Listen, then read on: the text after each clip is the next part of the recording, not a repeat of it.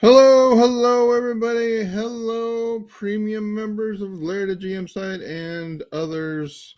We are live on YouTube and simulcasting over on Twitter.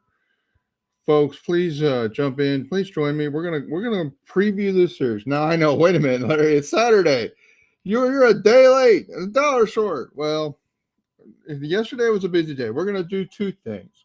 We're going to talk about the rest of the series, and then we're also going to talk about the Abreu news and some of the inside information from the reporters out there. I'll briefly quote myself from the article I wrote, and talk about that, and then we'll wrap it up. And so, premium members, this will serve as your series guide. I'm sorry it didn't happen yesterday.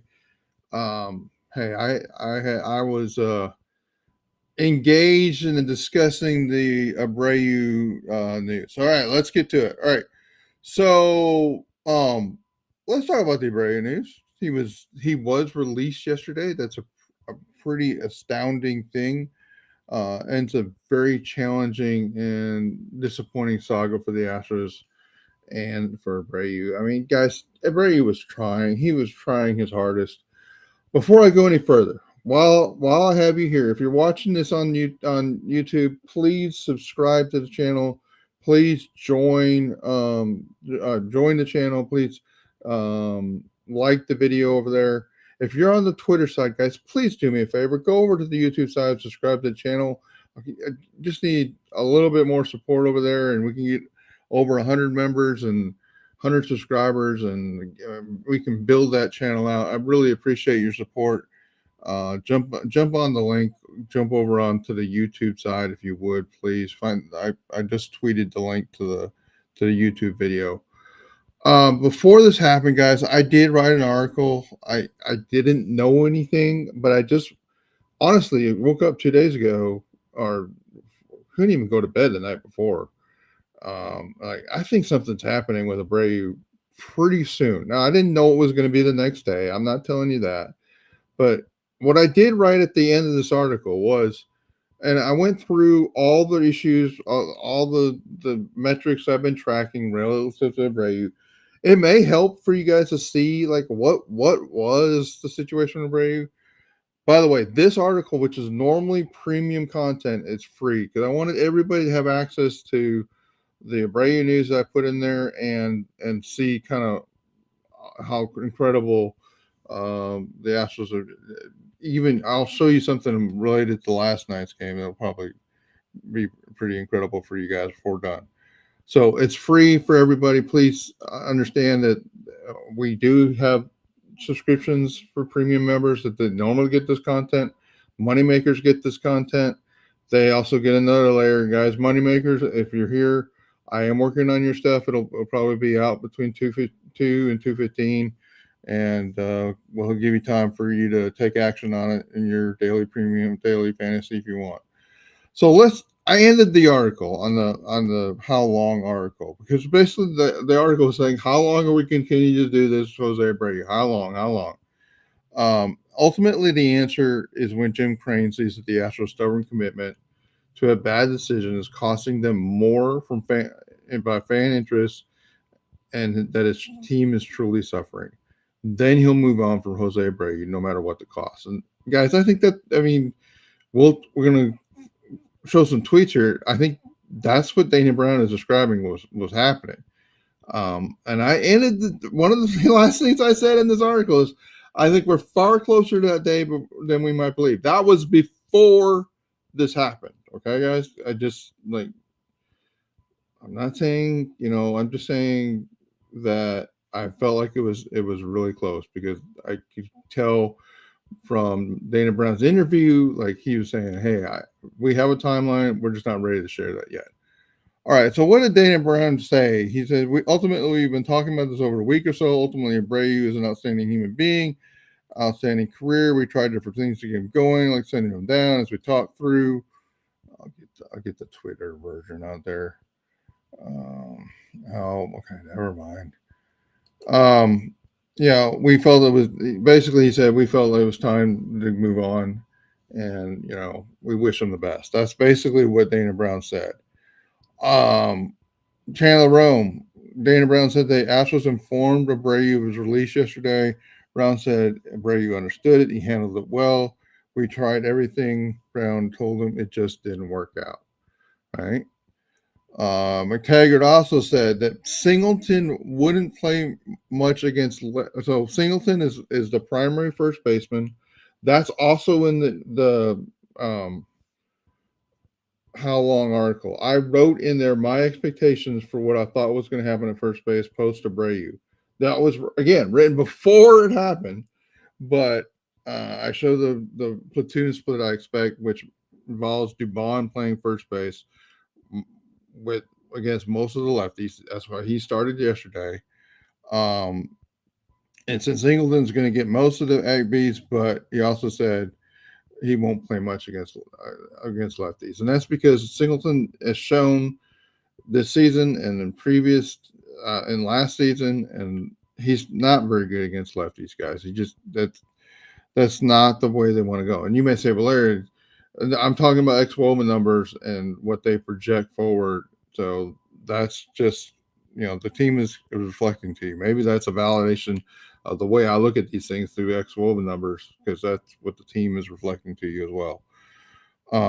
They hope that Singleton takes the bull by the horn. And part of the reality, part of the reason the situation with Abreu happened yesterday is this team needs time to understand, like, number one, are they even in the race? Right?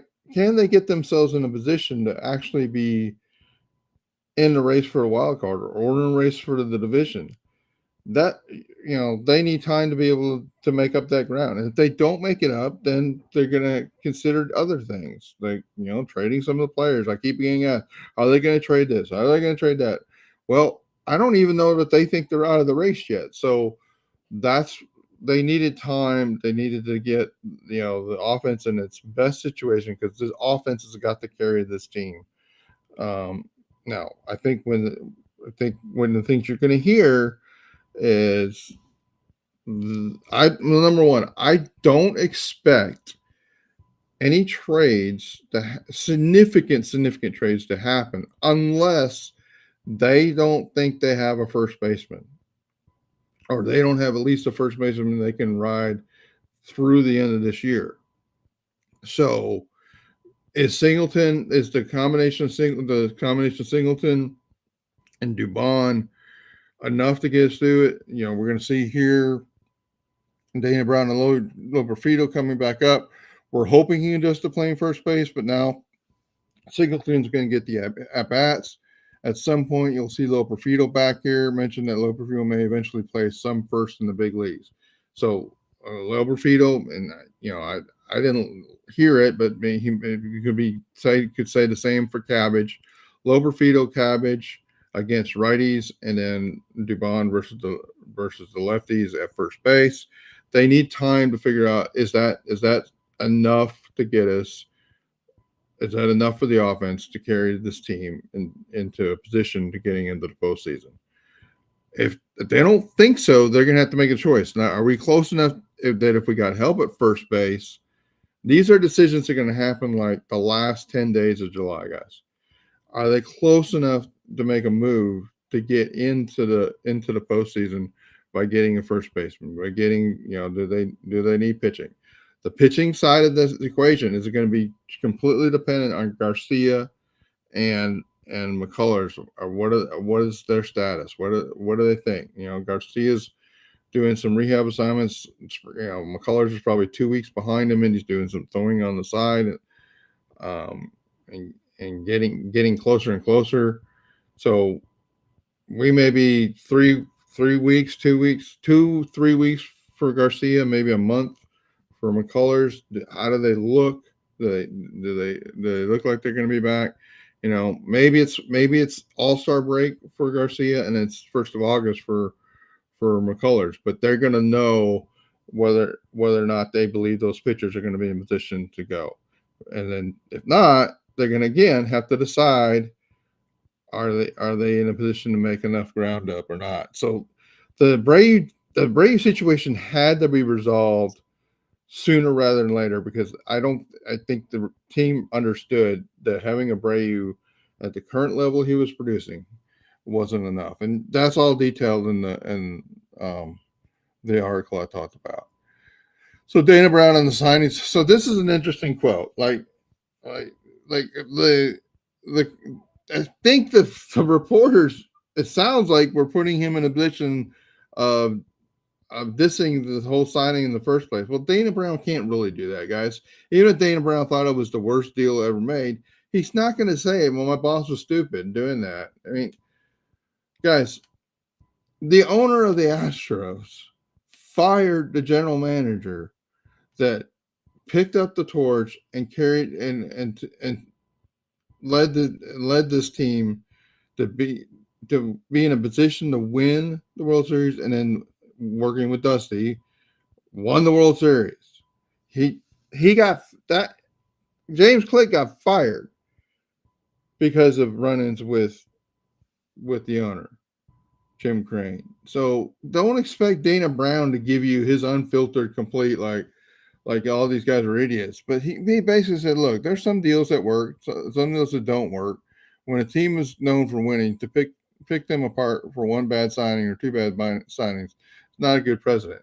It's interesting. He says not just one bad signing, but two bad signings. Who's the other bad signing from that time where he wasn't the GM? It's Montero. So he's telling you, but he's not telling you. Okay. So guys, no matter what people tell you about the website, if you're spending time in the articles on the website, you're not wasting your time. All right. Because we were giving you this kind of stuff before. Now, there's news out there today. So as we get into, let's transition now to talk about this series. There's news out there that Justin Verlander is going through neck soreness and has for the last 2 weeks. The spot has said, yeah, we're trying to figure out what we want to do there.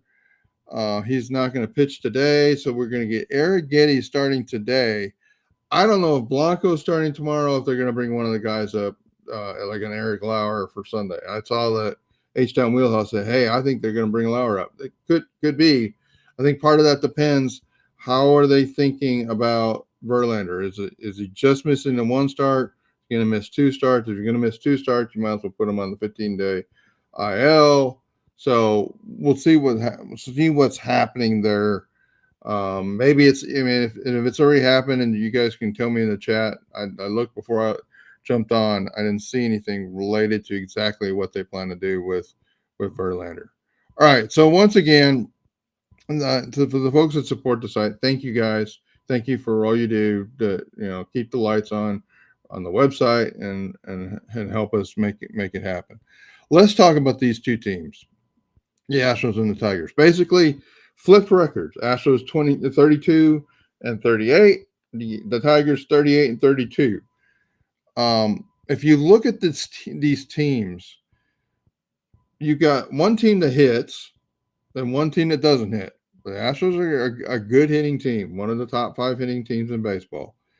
The Tigers are below average hitting team, and they were last year as well. Basically, the two teams are almost, from a hitting side, exact same teams as they were last year.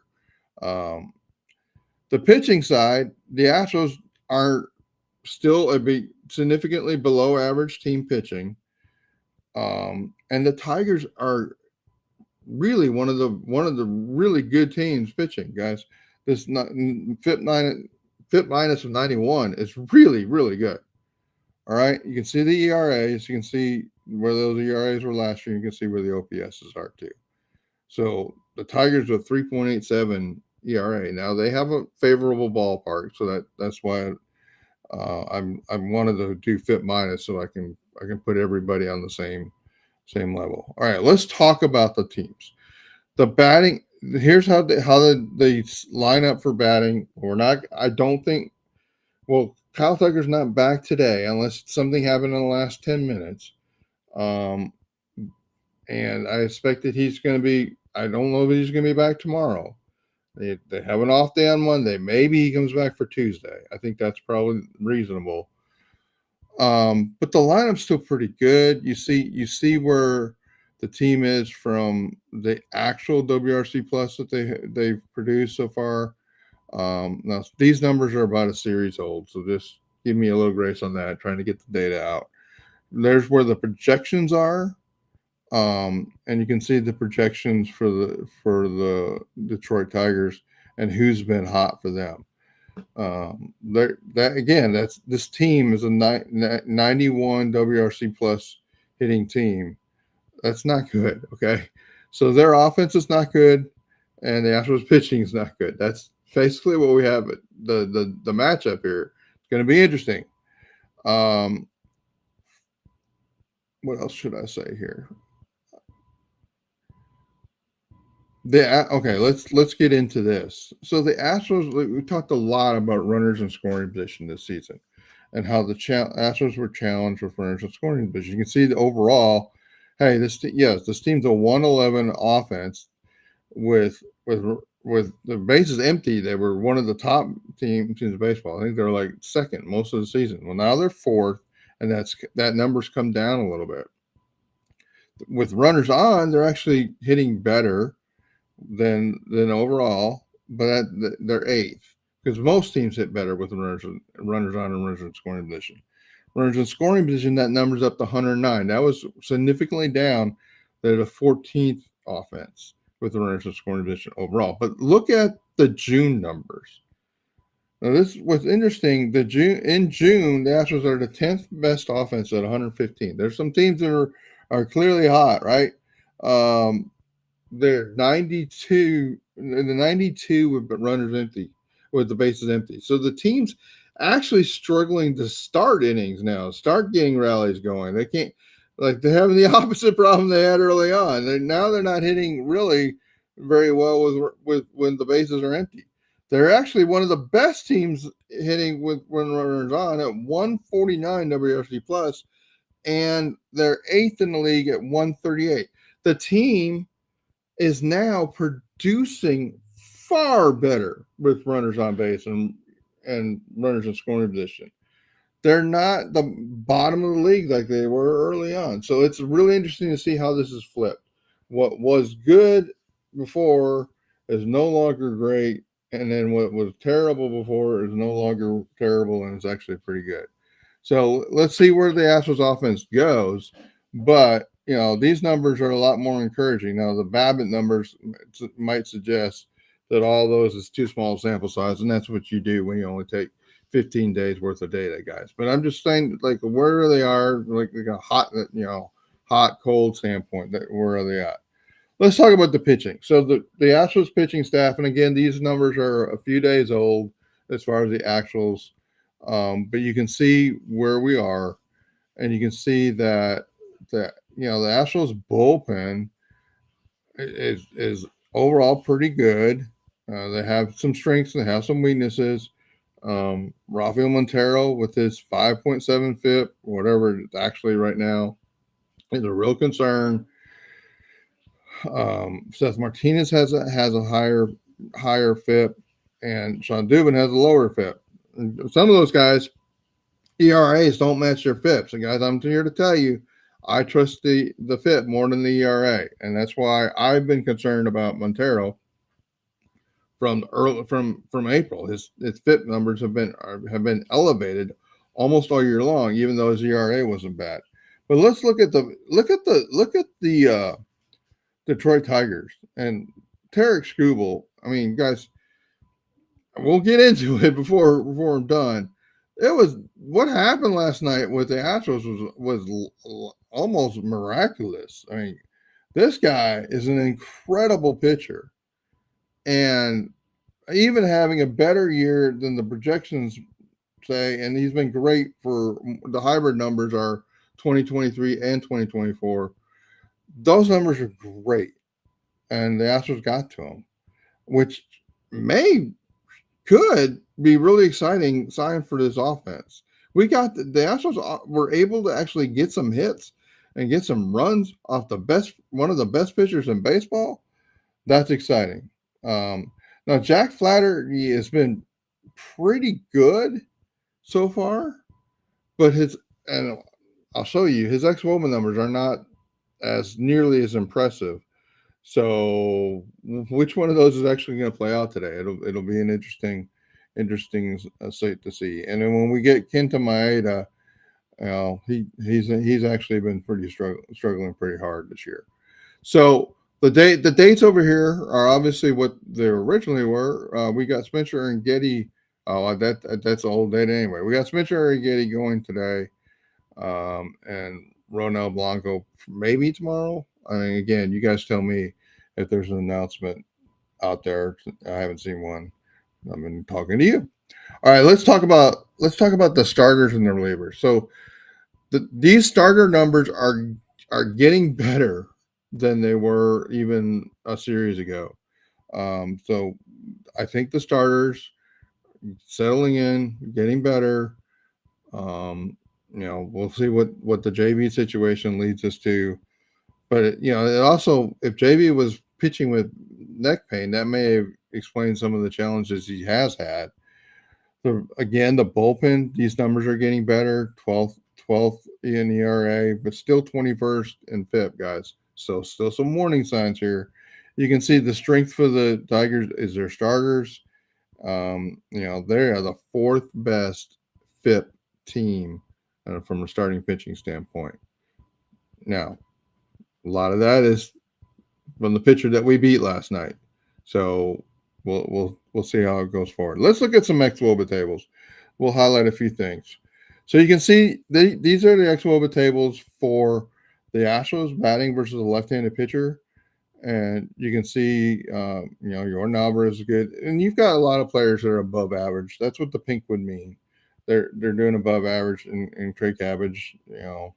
There's no like great ninth option for this offense. It's interesting that Cooper Hummel here, the switch hitter, we'll see how much playing time he gets. I can make an argument that he may be an option at first base against a lefty too. If we need Dubon to play somewhere else in the infield. So I know Hummel is mainly an outfielder with some first base experience, so we'll see how that plays out and see if he gets time. Now, yes, Tucker's not on the team and Loperfield's not on the team, but I wanted you to kind of see the numbers. Tucker been even better than Alvarez versus left-handed pitchers this year. Another thing to just notice this is at a high level.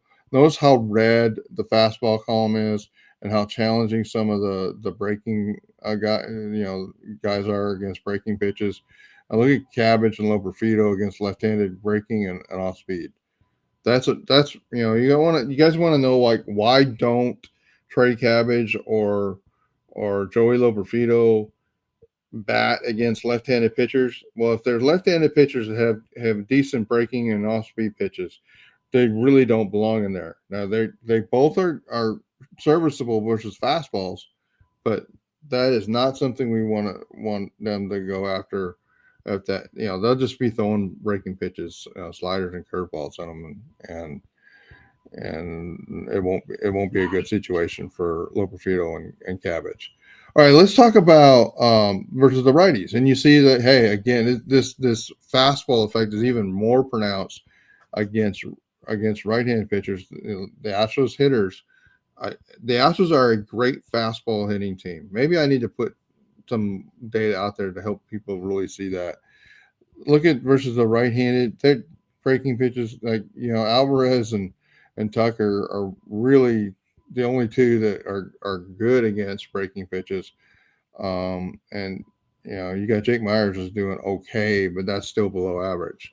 And you can see the similar story related to off speed, except Yainer Diaz is really good against off speed pitches from right-handers. Strangely enough, he's got a reverse split, right?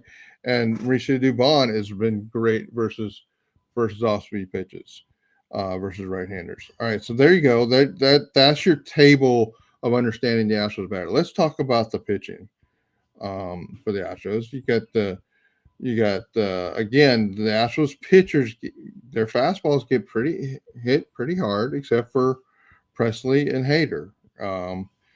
And this is versus left-handed hitters, and then they do have success with their breaking pitches and with some of their off-speed. Now, the ones that are in A here have too much of a sample size to be really considered.